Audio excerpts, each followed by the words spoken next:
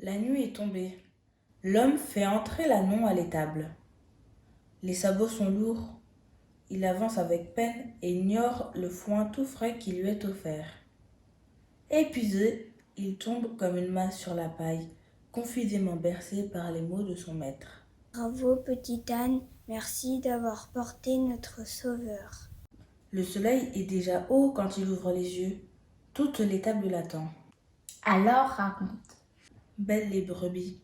Les grands coups de langue de sa mère finissent de le réveiller. Quel souci quand ces hommes t'ont mené. Heureusement que notre maître te suivait. J'avais très peur. Et qui étaient ces seigneurs qui avaient besoin de moi? Je ne voyais que des hommes simplement dévêtus, des voyageurs. L'un d'eux est venu vers moi et quelqu'un a jeté son manteau sur mon dos, comme une couverture. J'ai reculé, personne ne s'était encore assis sur moi. Je ne me sentais pas la force de porter un homme, mais il s'est assis très doucement en me caressant les oreilles et m'a chuchoté. N'aie pas peur, petit âne, je suis avec toi. C'est comme si un feu m'avait traversé. Aussitôt, je me suis senti plein d'énergie. Je n'avais plus peur du tout, et pourtant, il y avait de quoi. Sur le bord de la route qui conduisait à une grande ville. Oui, Jérusalem. Interrompit le bœuf. Chut. Crièrent les autres animaux. Le bord. Reprit l'ânon. Les gens étaient devenus fous. Ils enlevaient leurs manteaux avec de grands gestes et les posaient sur la route. Au début, je n'osais pas marcher dessus, mais l'homme que je portais m'encourageait. Il y avait des bruits assourdissants de branches cassées et de cris. Hosanna, Hosanna! Hosanna! Hosanna! Hosanna, Hosanna! Hosanna, Hosanna. Ça veut dire sauve-nous. Expliqua l'ânesse. Ils agitaient devant moi les branches et je frémissais à chaque cri. Mais lui me caressait et je retrouvais la force d'avancer.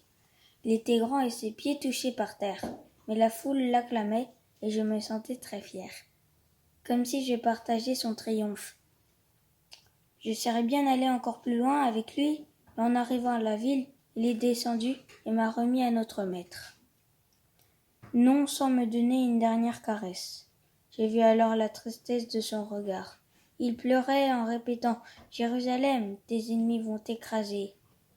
Avec notre maître, nous avons pris la route du retour, et plus personne ne faisait attention à moi. Je n'ai pas compris grand-chose à tout ça. C'est lui le Seigneur? A-t-il vraiment besoin de moi? Je crois que l'homme que tu as rencontré aujourd'hui est le bébé que ton grand-père a vu naître il y a plus de 30 ans à Bethléem. Déjà, les anges avaient chanté « Un sauveur vous est né » et des savants d'Orient étaient venus rendre hommage au roi des Juifs. Il va certainement se passer quelque chose de merveilleux à Jérusalem. J'espère que personne ne lui fera de mal, ou je le tue à coups de sabot. Lança le petit âne déterminé. L'étable reprit ce jour-là son calme habituel. Seul petit âne rêvait encore au regard doux de son cavalier.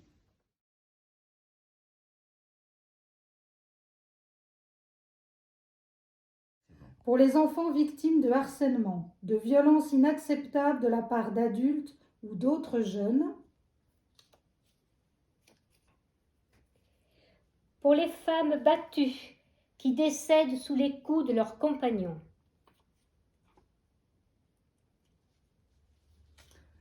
Pour les chrétiens persécutés dans le monde et notamment en Irak.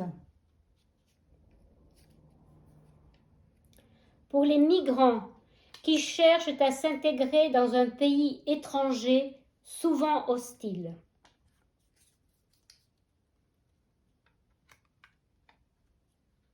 Pour notre mère nature que nous massacrons sans scrupule.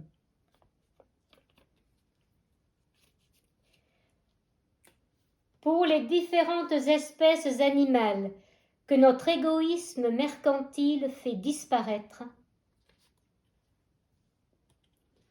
Seigneur, nous te prions qu'ils soient respectés, aimés, protégés.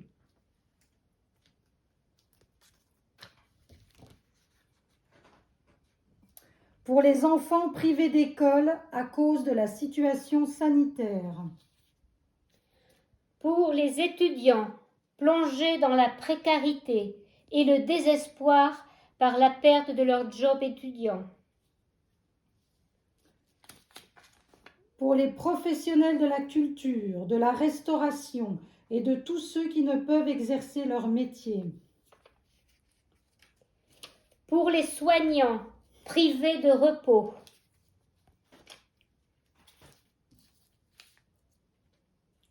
pour les malades privés de traitement,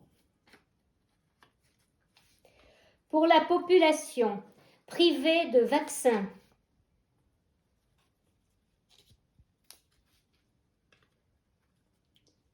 pour l'orphelinat de Madagascar, Soagazi, privé des actions caritatives qui lui permettent d'accueillir les enfants. Seigneur, Nous te prions, donne-leur confiance et espérance.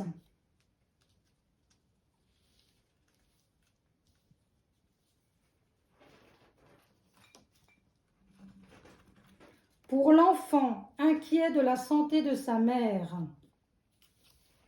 Pour la mère inquiète de la santé de son enfant,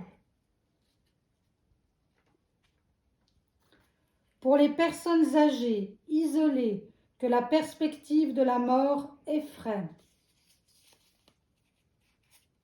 pour les familles, associations ou assemblées où règne trahison, méfiance et colère. Seigneur, nous te prions, donne-leur la paix, la joie, le pardon et l'amour. Oui, Seigneur, nous te prions de nous envoyer le courage nécessaire pour affronter chaque jour et te rendre grâce. Amen. Amen.